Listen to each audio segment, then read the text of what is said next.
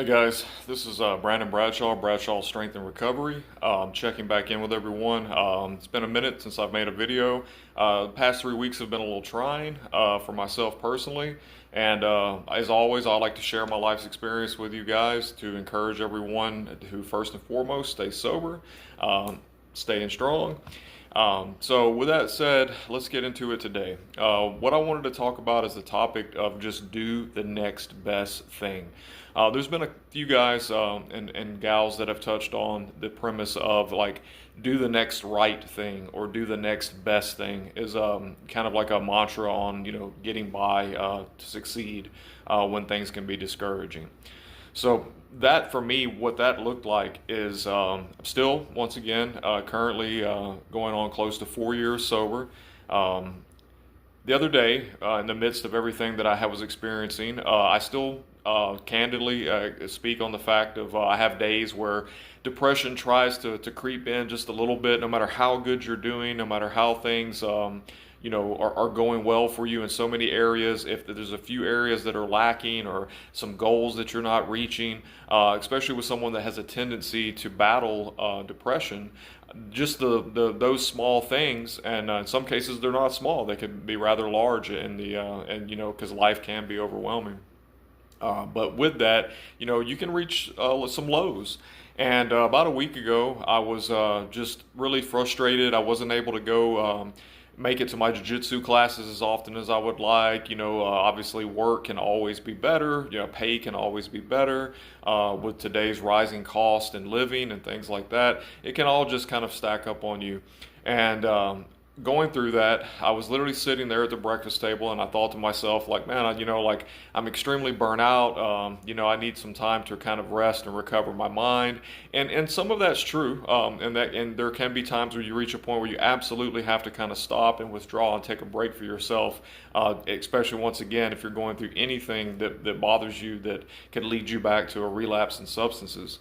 So I'm sitting there, and I said to myself, man, I think I'm going to call into work today. I think I'm just going to, take a day and kind of reset. But deep down, I knew that if I didn't go, I was just going to basically sit around the house or lay around the house that day and just have more of a pity party.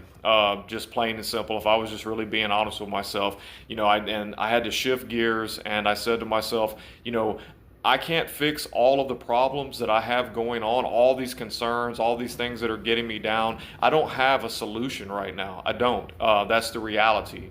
But what I do know is what is the next best thing that I could do? What is the next right thing for me to do? Am I truly physically ill right now? No, I'm not. Do I have the strength to go to work today? Yes, I do. What is the next right thing to do? Simply go to work.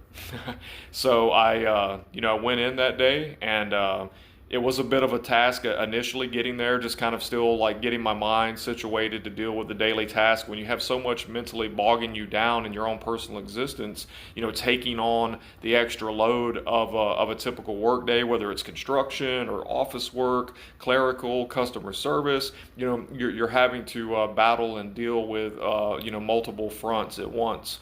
So I got my head in the game, and I made it through that day. And as the day went on, actually I found that by me working, by me dealing with all these other issues, it was distracting me from the things that were worrying me.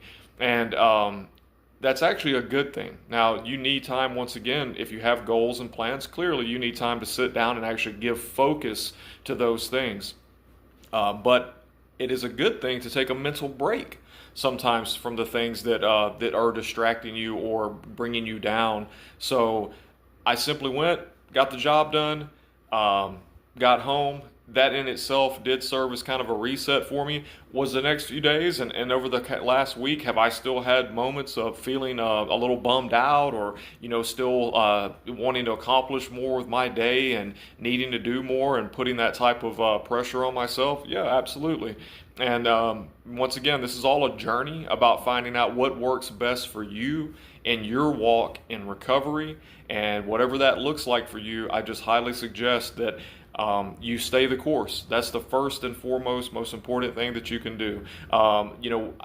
there are so many voices on these topics. There's, whether that's coming from professionals in a setting of a clinical psychologist or a psychiatrist or just an actual alcohol and substance abuse counselor, a physical trainer, nutritionist, right? There's tons of material out there, and there's people with all kind of pieces of paper that can, maybe that you could look to beyond someone like myself to say, oh, they're a more credible source. But what I can tell you is that sticking with me through this channel and the things that I'm sharing, my goal is to inspire the everyday individual that is simply looking for that one piece of motivation, that one piece of proof that it is possible, no matter what they're facing, to get through it. Not from someone that simply has studied all these things and has a piece of paper to state that they are a professional in that field. Not to discredit that or not to take away from the need for it. But I also just want to be that guy that can come to you direct, raw, and say, hey, I've lived it, I've walked it, I'm here, I'm accomplishing it day by day, sharing my struggles and also my accomplishments, my victories. And every day that you actually maintain your sobriety, that is a very victorious day. So I would like to say to everyone, I wish you the best. I'm here to encourage you. I hope life continues to bless you with many, many things. And remember, stay sober, stay strong, and I'll see you again soon. Thank you for watching Bradshaw Strength and Recovery.